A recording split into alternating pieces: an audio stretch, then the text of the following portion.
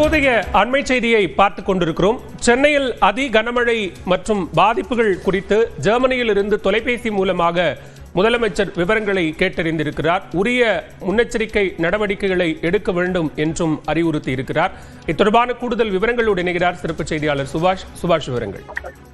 நேற்று இரவு திடீரென சென்னையில் ஒரு 27 சென்டிமீட்டர் மழையில மட்டும் மழை பெய்ததை நம்ம பார்த்திருப்போம். திடீர் மழைக்கான காரணம் என்ன என்ற வானிலை ஆய்வாளர்கள் ஒரு புறம் ஆராய்ந்து வருகிறார்கள். அப்படிப்பட்ட சூழ்நிலையில தான் இந்த மழையின் காரணமாக சென்னையில் எதுவும் பெரும் பாதிப்பு இருக்கிறதா என்பதை முதலமைச்சர் அரசுமுறை பயணமாக ஜெர்மனிக்கு சென்றிருக்கிறார். அங்கிருந்து மாநகராட்சி அதிகாரிகளுடன் அவர் தொலைபேசி வாயிலாக நிலவரத்தை கேட்டறிந்திருக்கிறார்.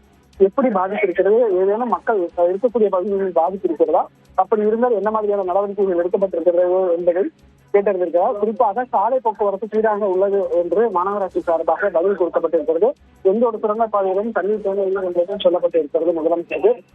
எனினும் எத்தகைய மலைச்சூழலும் எதிர்கொள்ள கூடிய அளவில் எப்போதும் தயார் நிலையில் இருக்க வேண்டும் என்று பெருமழை காரணமாக பொதுமக்களுக்கு எந்தவித பாதிப்பும் ஏற்பட விடக்கூடாது என்பதை முதலமைச்சர் இந்த தொலைபேசி வாயிலாக அதிகாரிகளிடம் கேட்ட பொழுது அவர்களிடம் சொல்லிய தகவலாக தற்போது மாநகராட்சியின் எக்ஸ் பக்கத்தில் பதிவிடப்பட்டிருக்கிறது. விவரங்களுக்கு நன்றி சுபாஷ்.